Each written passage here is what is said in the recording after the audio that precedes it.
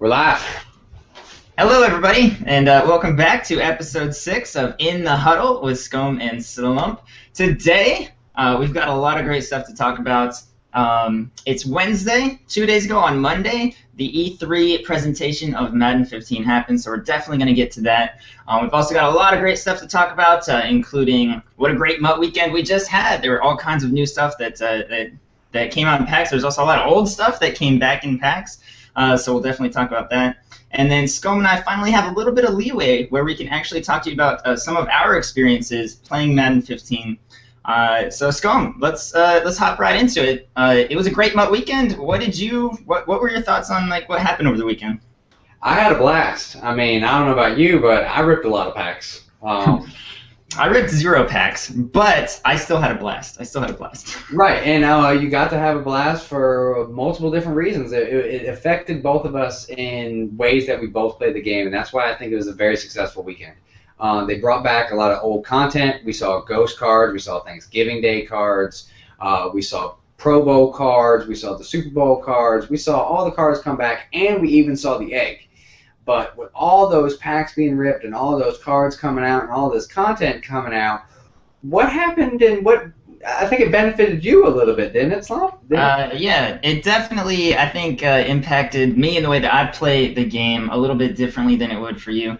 You're pulling packs hoping to pull those cards, whether you use coins or whether you spent money on bundles, doesn't matter, you had a great chance at pulling something fantastic. But because all those cards hit the block at the same time, guess what happened? Prices plummeted. The auction house was in the gutter as far as prices go. So I saw Ultimate Legend Emmett sitting on the block for 20K. A lot of great cards just really, really dramatically fell in price. So a lot of my viewers were telling me that they got some great pickups off the auction block. So whether you play packs over players or players over packs all day, every day, I think that you definitely had the opportunity this weekend to get the card that you had your eye on all year. Absolutely. I saw a lot of update changes. I saw a lot of great polls. I saw people tweeting at me that, look what I sniped, and I'm like, it's not even really a snipe. That's what everyone is just posting it for right now. That's just what was going on. I mean, it was a great weekend to be able to get some new cards for your team. Might have not been a new card, but it was a card that maybe you just wouldn't have had before the opportunity to get. So it was a great overall weekend. We even saw more eggs pulled. I think EA has once again done a great job at just keeping us involved, giving us content. Yes, it's a business, guys. They're out to make money, but I tweeted, this was a win-win situation. Yes, EA made money, but you got a good value for your dollar, for your coin, for your time on Madden. You got a good value for it this weekend. I think they did a great job. Yeah, and it also fits really well into what we talked about in last week's episode, is that the progression of Madden. I mean, it starts off with cards coming out. They're not so high value, they're not those 99s that everybody wants. Throughout the year, there's obviously a ton of 99s. At the end of the year, if you missed out on some of those 99s because they were too expensive, or for whatever reason you were never able to get your hand on it, now is the perfect opportunity to, maybe if you put down Madden, get back into it, because now you have that opportunity to get those cards that maybe you had your eye on all year, but you never quite had the coins for, or you never had the money before to pull the pack to get it. So now's the perfect opportunity, if you put down Madden, to pick it up and get reinvigorated and get yourself excited about Madden 15, because it's coming out soon. It's not too far away. I'm so pumped up. I mean, we already knew a lot of stuff coming, but I was just ready to be able to share the emotional excitement of the game with the rest of the community, rather than just keeping everything a secret sometimes. Sometimes secrets are just, a pain. You just want to be able to share the enjoyment and tell someone. You're like, damn, I can't explain anything. Yeah, it's very, having the chance to go down and play the game early, obviously super, super exciting for both of us, because we're just, we're MUT heads. I mean, that's what we are. We want to play MUT. We want that experience, and to go down and get the chance to experience the game and see what sort of changes they've made, changes that people have been clamoring for, not just this year, but in years past. Very, very cool. But before we hop in and we start talking about E3 and Madden 15, I do want to talk a little bit first about what are your expectations for the rest of the year? I mean, there's all these great cards and packs. Prices in the auction house are down. People might be picking up Madden again, so there might be more competition out there. But do you think that they're still going to be releasing new content, or is that it? Is that like what we just saw? Is that like, here's everything, you guys have at it, have fun until Madden 15 comes out? What are they doing? The final fireworks show, the end of the show, the final boom. I don't think that was the final boom. I mean, we had the Ultimate Legend. Dion came out. I mean, I used the prime time, and he's just nasty out there in the field. You had some really good cards come out. You had the bust. We talked about how the new collection was going to come out and the price of that, and you had the Sherman cover vote drop. We've had some good cards come out, but I don't think it's going to be the final end. We still should see some more Ultimate Legends, and I don't, once again, think it's going to be new content, like how we just talked about again. We don't need new cards to keep it an exciting weekend, and I think that they're still working hard. There's a few people, small few key people, that are still working really hard to make sure that we're all enjoying the game mode that we're playing right now, because they still know we have 2 months. And 2 months is a long time. I mean, that's a lot of hours of sitting around not having anything to do. And they're making sure that you have something to do, not only 3-4 months from now, but this weekend. And there's still people out there looking for us to make sure we got something to do this weekend. Yeah. And it's also a great opportunity to, I just wanted to say this before we move on and start talking about Madden 15. It's a great opportunity for those people that think that they would be able to compete with the 99 overall teams if they had a 99 team themselves. Like I hear that a lot, is that people are like, I'd do so much better if I had a 99 team too, because I'm always playing these 99s. And now's your chance to get a 99 squad. I mean, you could go on the auction block, and it wouldn't be very expensive today on the auction block with coins to take your team from that 95 to that 99.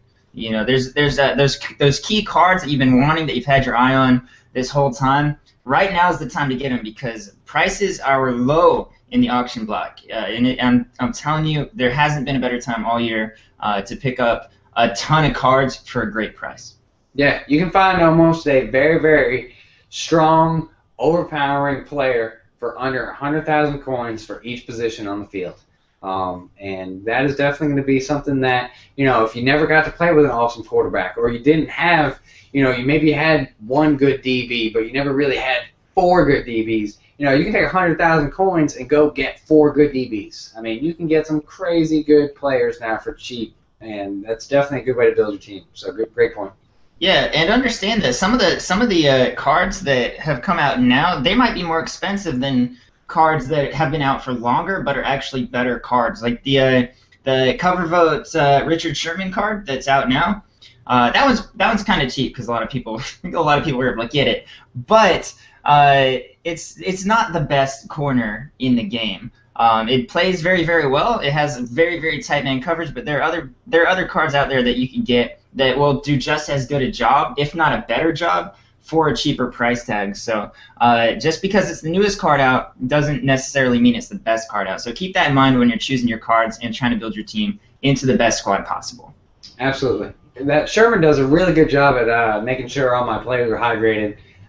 He's sitting around that 4th or 5th spot in the DBs, so he does a great job at, making sure the Gatorade's topped off, stuff like that. Yeah. I don't even know who my number 4 and 5 see. They never see the field. They don't even come out. they get paid, but they don't play. They're just collecting a paycheck and playing Madden on the sidelines. They're loving the life.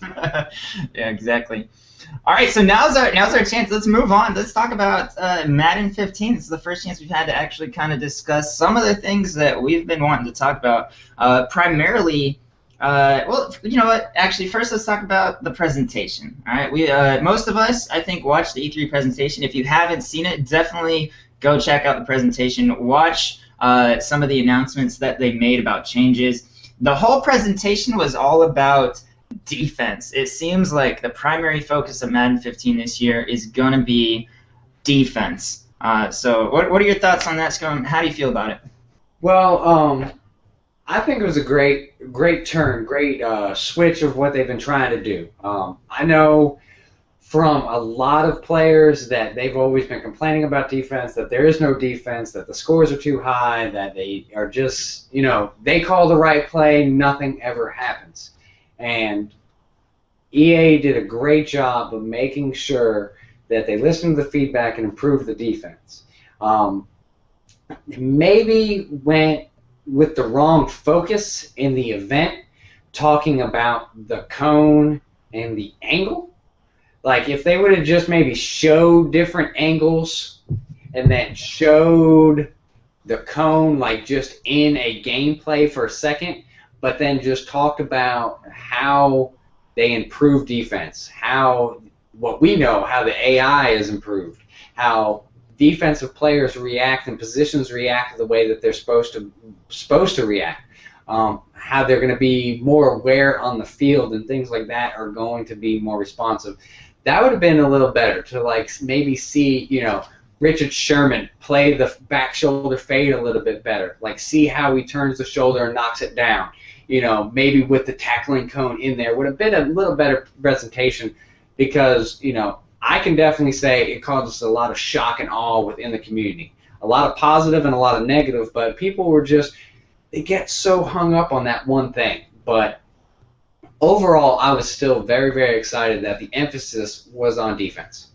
Yeah, I think that I don't know that it was necessarily a mistake to go out there and focus on the cone and the different perspective that you can get on defense because it is such a shock. It's good to get it out there, let people think about it for a while because a lot of people, I know that a lot of people that were in my chat, their initial reaction was like, oh, I'm going to hate it.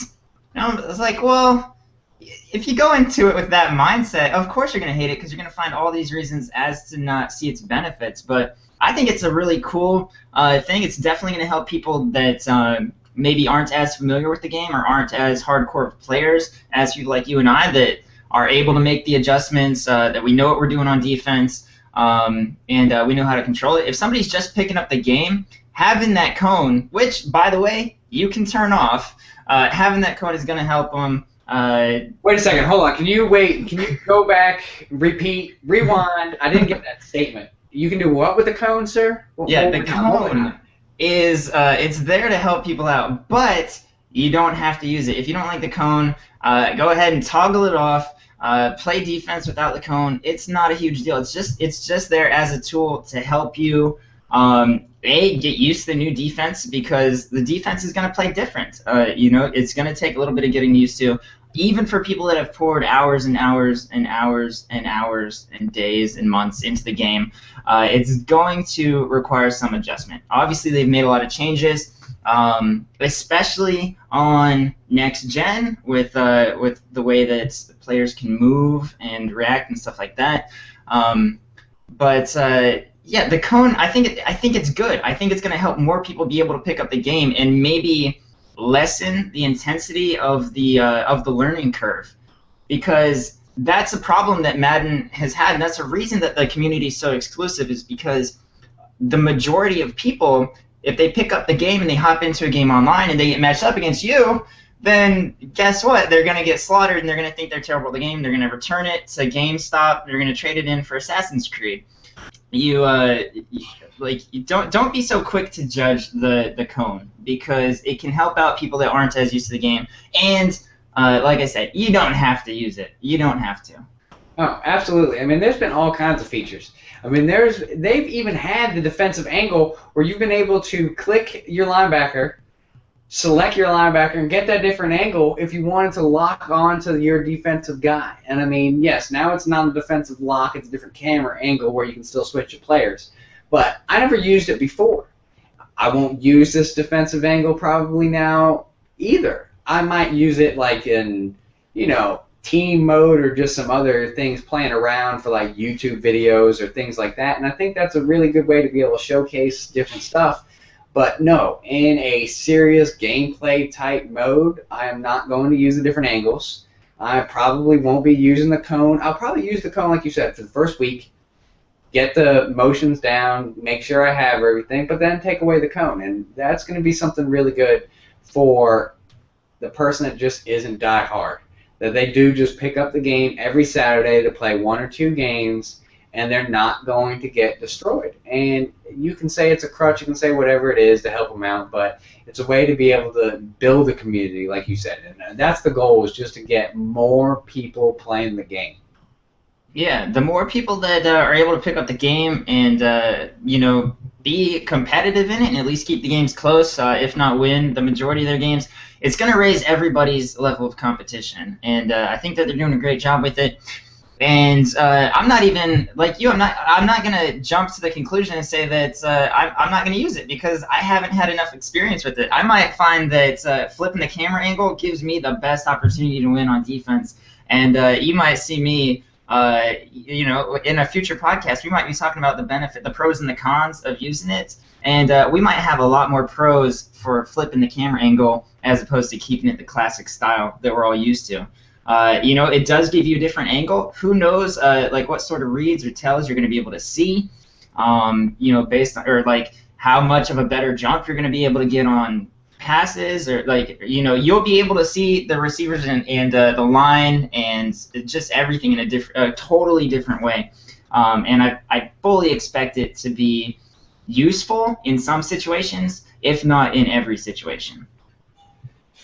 The biggest thing is, I was getting a lot of questions, is we saw people asking us, how is the game improved? What are the other defense? How are your users reacting? And that's the biggest thing. And I think we saw questions like, how does people defend the lob fades? How does your linebacker, can he jump 10 feet in the air? Can you use your DBs and make more user plays like you could on 360 and old gen compared to the current gen? Because yes, old gen you could make more user plays than you could on new gen. We also saw, when you click Y or triangle, is the guy going to go up and make the animation? And I think it all goes back to the physics of the game, and they have been improved. The way I said it was 360 was the guys were ice skating. Mm-hmm. You could just make cuts. You can go all the way across the field. I could take my strong safety or free safety and come all the way up in the box and then get all the way back 40 yards in the snap of a finger and be able to recover on a deep ball. Then you went to next gen and you were stuck in quicksand. You went from ice skating to quicksand. And I think they found definitely a really good balance. I definitely felt like players were reacting more. I felt like animations were going up really nice, and there was definitely a lot of user controls. No, you couldn't just hold Y and go from the left side of the field to the right side of the field, and when you hit the ball, your guy just jumps up and gets it. That's not what I wanted. I wanted to be able to user my guy over to that area. And yes, you're able to backpedal, make your adjustment, see where the play is to the middle of the field, not take 6 steps and not move anywhere, get to the spot, then hit Y, and see a better related animation, from what I noticed. Not going one-handed catches when 3 people are in the way, and things like that. And I think that is what the physics was getting to. I think that the user, the capability, the AI, everything is definitely smarter. And I think that is going to make a way better gameplay experience and definitely make the game more enjoyable for sure. Yeah, I like your analogy of when you're on the 360, it's kind of like ice skating around. I mean, even just watching the. It's been a while since I played on the 360, but when I was watching the MUT Invitational, they were I was watching the returns and the people are just weaving in and out of traffic, and I'm like, you can't. I was like, you can't turn like that on next gen.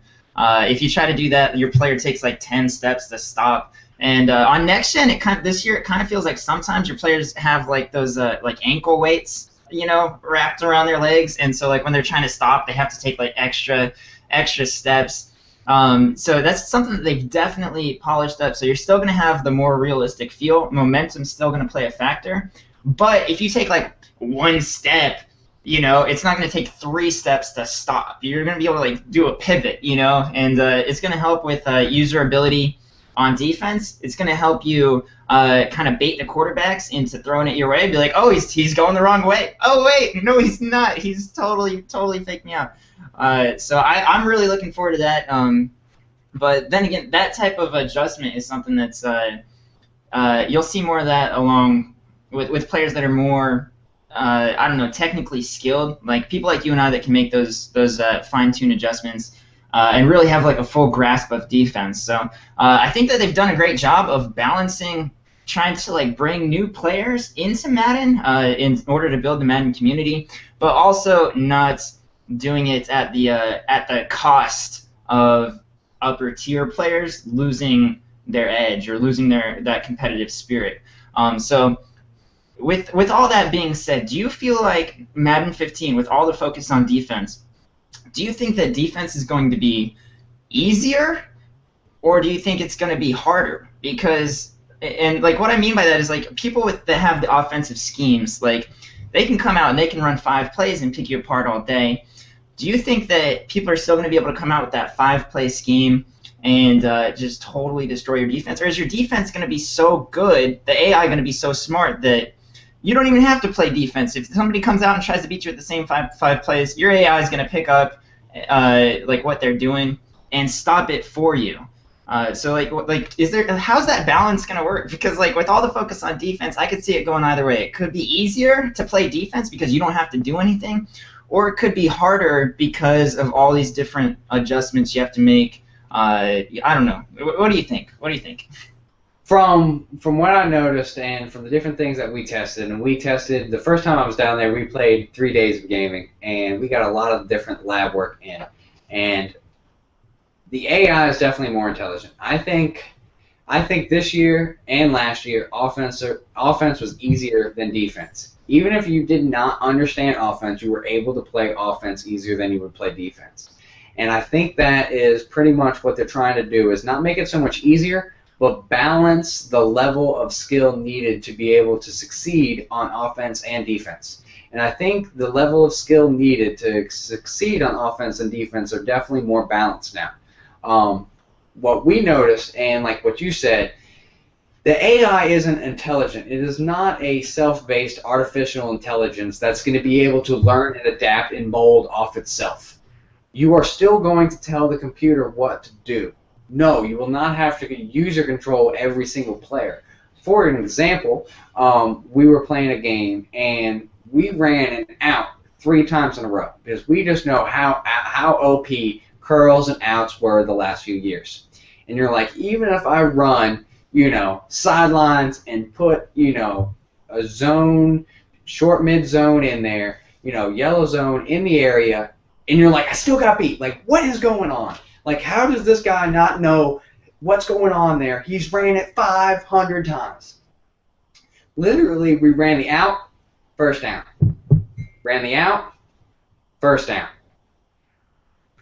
We set the, I was like, all right, run one more out. I stayed the linebacker. I put the outside guy in the zone and said, play the sideline.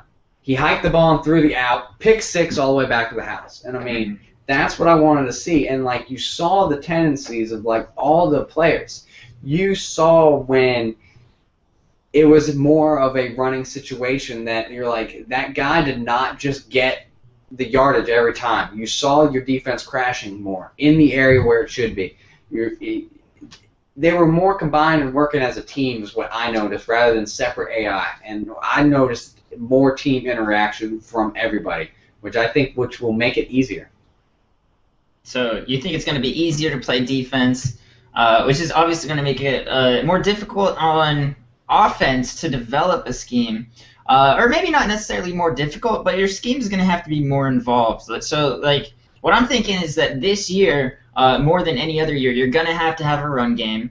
And you're going to have to balance that run game with short passes to kind of like warm up the quarterback a little bit, get him so that he can catch the defense off guard over the top, hit him with the play action. It seems like you're going to have more variety in there in order to continually fool the defense, which, while it's not going to make all the adjustments on its own, is going to adjust. So, if you keep getting beat by the same play and you just can't figure out how to stop it, eventually the AI is going to be like, well, obviously these guys run this play 17 times in a row. I'm going to intercept it this time, So I think that's I'm looking forward to that on offense, the way that the schemes are going to change, because that's one thing.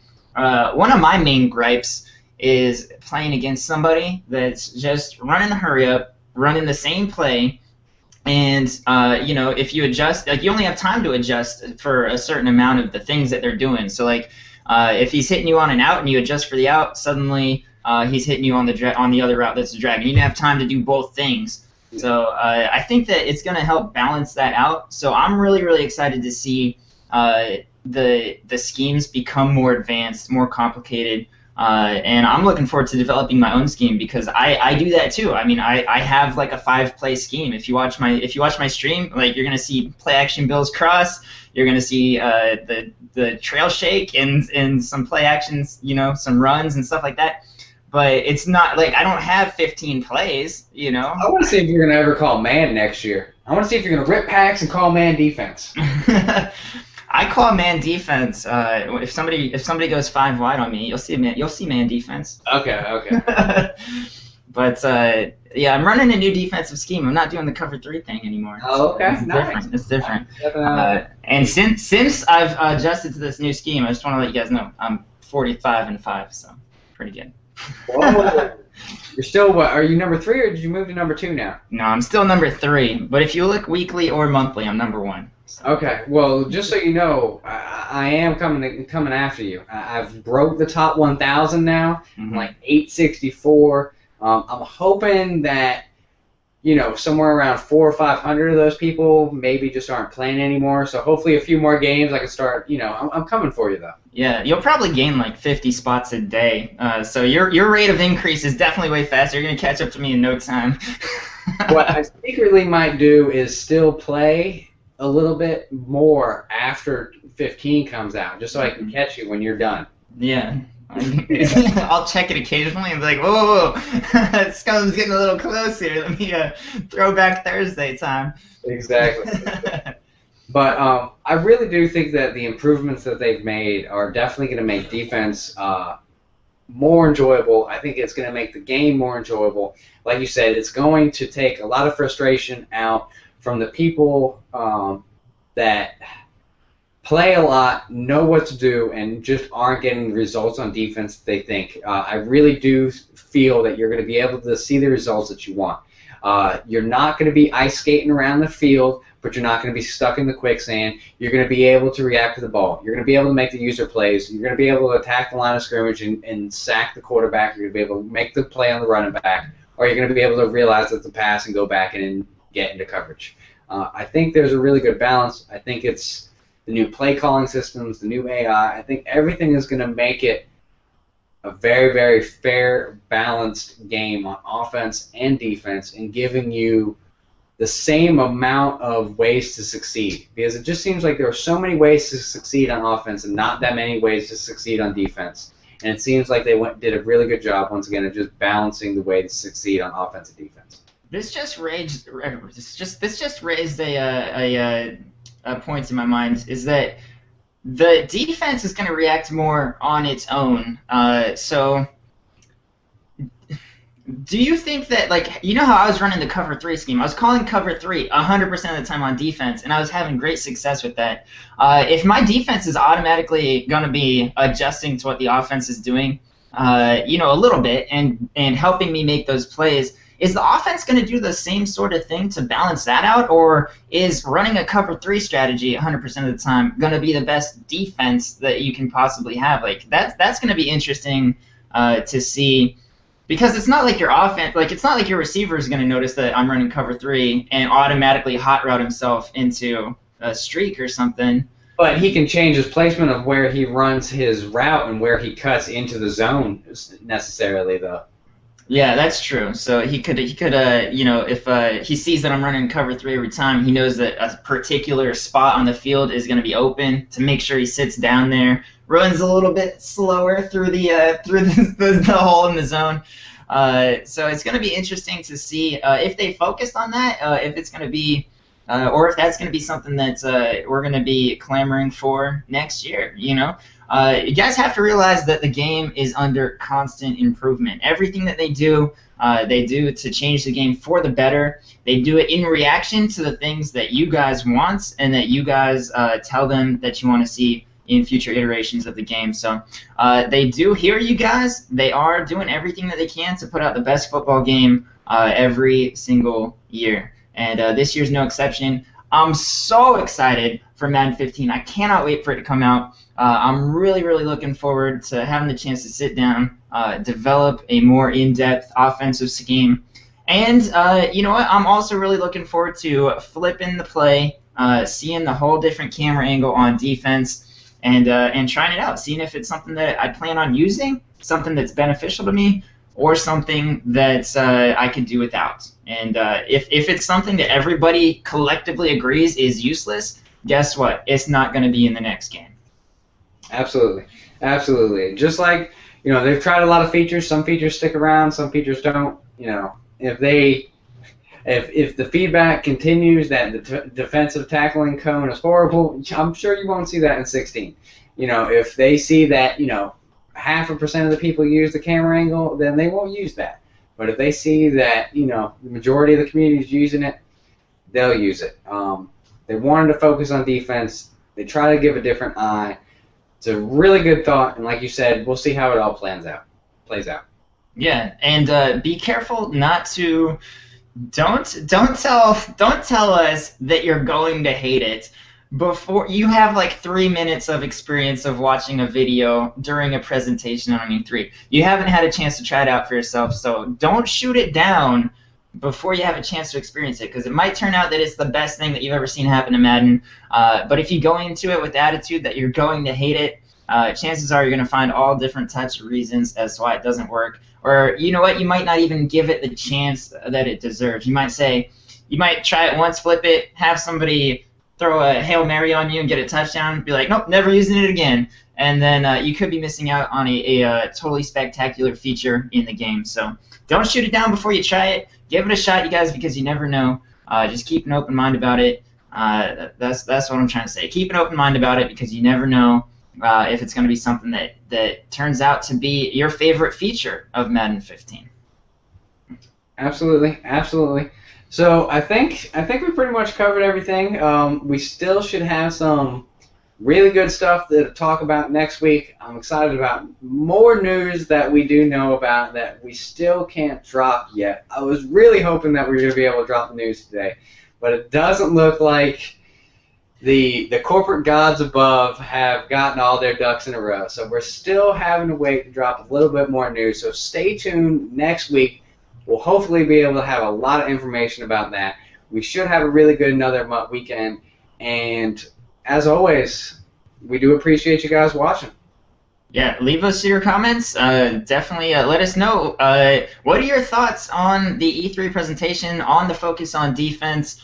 And tell us about your feelings about the new camera angle. Have you already dismissed it, or are you willing to give it a chance? Make sure that you let us know in the comments section below. And I guess we'll leave you with our favorite stock comments. You're going to be excited. Next week we're going to tell you guys some great news. And I promise you guys, you're going to be excited about it. I'm already excited about it. I'm with Scom. I was hoping we could tell you today, but don't worry, soon enough. And you're going to be excited, I promise. Everyone can be involved. Okay. All right, everybody. That is it for episode 6 of In the Huddle with Scom and Slump. Thank you guys for watching. We'll catch you next Wednesday.